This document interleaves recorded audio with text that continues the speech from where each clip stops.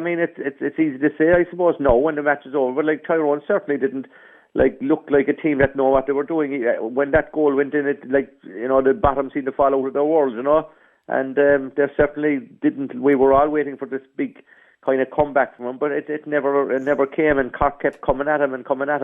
And I mean, like, in fairness, if you look at the half-hour line in the second half of Paul Kerrigan and Paddy Kelly, would have been like my man of the match, to be honest, and Pierce O'Neill, the 3 half hours with just with only, well, we had 2 centre fields at that stage, but like we were short of men, but the 3 half hours were running all over the pitch and helping out the back line and getting the ball up into the full forward line.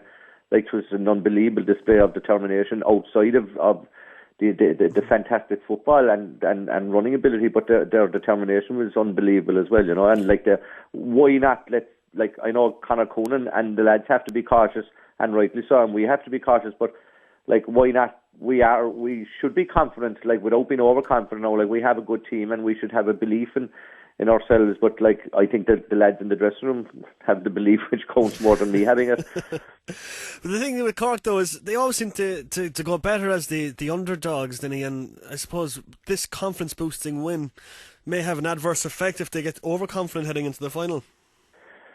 Well, I mean, I was surprised at the week that I read and listened to people this week. There was actually more people said that Cork would win this week, which I didn't like. I mean, I'm going to stake my opinion on Cork, because I believe in them. I seen them through the National League last year, and I believe in them that they're a good team.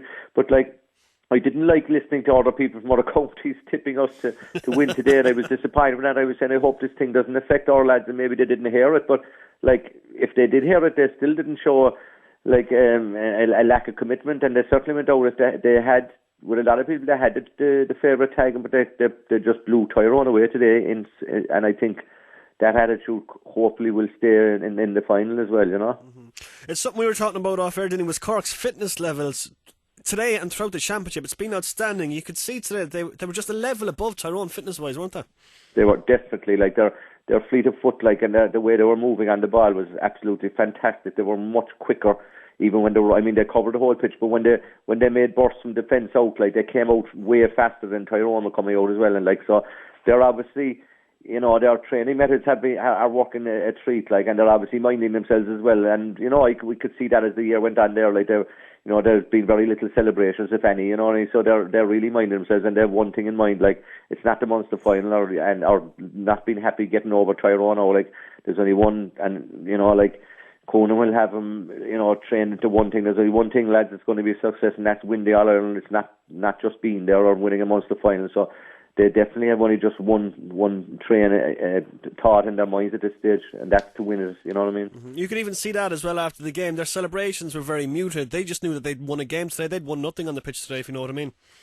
Yeah, I think so. I mean, Conor would be like that. I mean, when we played with Conor would be very low-key about, you'd ever see him jumping around the field even after winning an All-Ireland, but he'd keep fellas with their feet on the ground, and that has, they'd be listening to him now for a year or 2 years, so certainly no one will be running away with themselves in the next couple of weeks, and the way he has them is obviously the right way, because they're just there.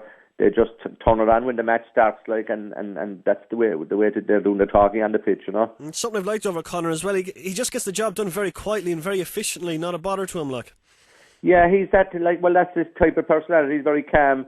He'd be deep, I suppose, for a want of word, but he'd be very calm about things, and he wouldn't show his emotions too much, but he'd be wicked determined and the whole lot and everything, but he doesn't show it outwardly, but he has it in there, and he's obviously got that across to the players, A couple of major talking points, Dinny. The first one obviously being Alan O'Connor's sending off, which to me watching on TV looked extremely harsh.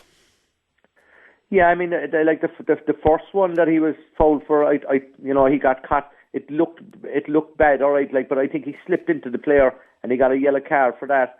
But the second one that he ran across Mulligan, I'd like to see it again on television, but I didn't think that he made any contact with him, and he tried to block him, but then when he didn't block him, he just kind of phased out of the tackle, and they kind of tried to avoid each other, and then he ended up kind of maybe brushing off each other, for the want of a word. But certainly I couldn't see the justification. I mean, he'd made a farce of the game, the referee. Obviously he thought he was doing the right thing, but he just got it completely wrong. I felt.